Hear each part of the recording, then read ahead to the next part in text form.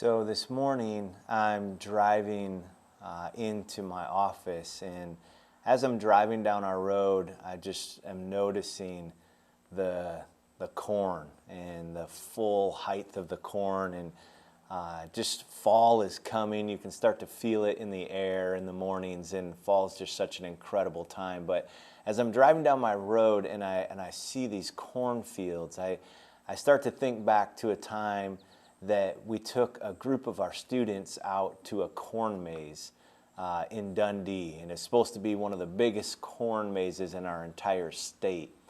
And if any of you guys have ever done a corn maze, they're fun. I mean, they're a little freaky. You go at dusk, you know, as things are starting to get kind of dark, and it gets a little scary, and you know, some of those old movies that we used to watch start to come back into your mind. And so I was just thinking about that corn maze, and as we took those students out there, and as a leader, you try to be very confident in knowing that, you know, it's just a corn maze.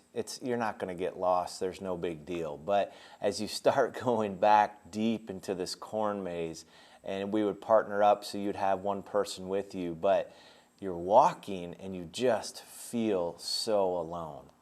And you get to a place where you're so deep into the middle of this field, and it doesn't seem like any turn that you make is the right way.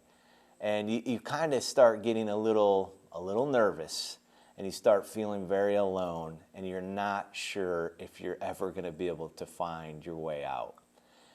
And if you've ever done a corn maze, I'm sure you've felt that before. And I think a lot of times in our lives, if we're honest with ourselves, there's moments in our lives where we just don't feel like we're going to be able to find our way out.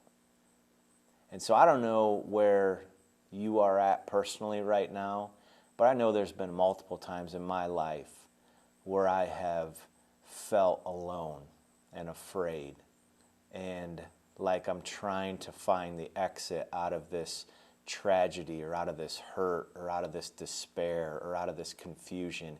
And it just seems like every way that I go, I hit a dead end, and it's not the right way. And then you start backtracking. And so as I started thinking about that driving in this morning, it was interesting because my family and we have been reading through the New Testament during this time of quarantine. So we got through all the Gospels, and we got through Acts and Romans, and right now we find ourselves in 1 Corinthians. And this morning, before I left to come into the office, I read 1 Corinthians chapter 10, and I read a verse that I haven't read in a while, but it's a verse that if I go back 5 or 10 years of my life, it was a verse that really unlocked things for me. It was a really powerful verse. As I was doing a lot more counseling with people and couples and young adults who were really struggling with issues in their lives, or sin, or past hurts, or whatever was creeping in that they just couldn't seem to get past. And so I want to read this piece of scripture to you.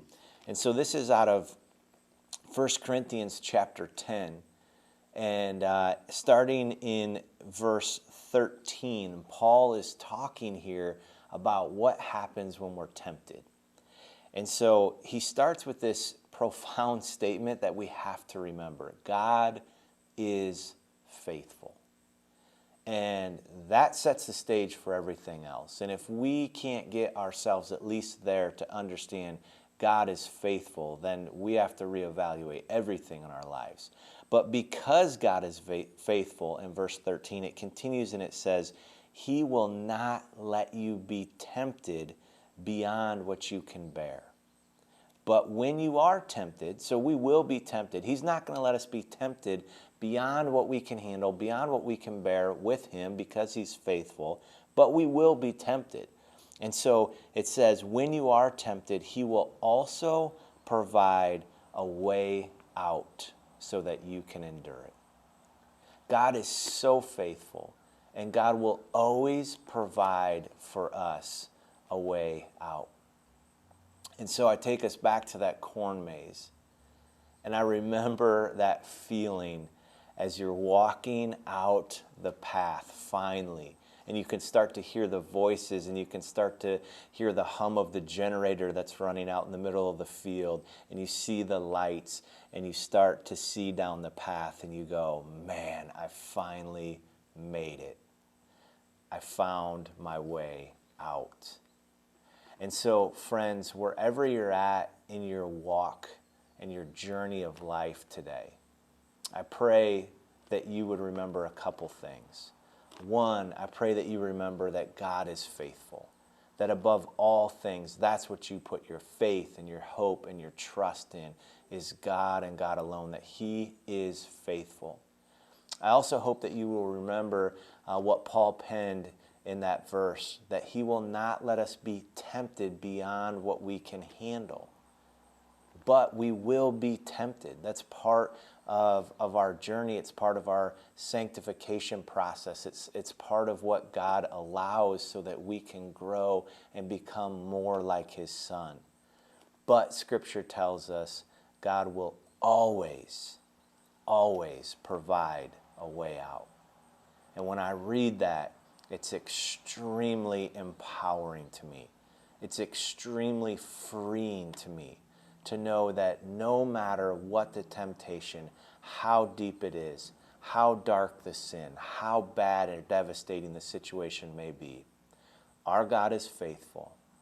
Our God will not tempt us beyond what we can endure, and He will always, always provide a way out. Grace and peace be with you today.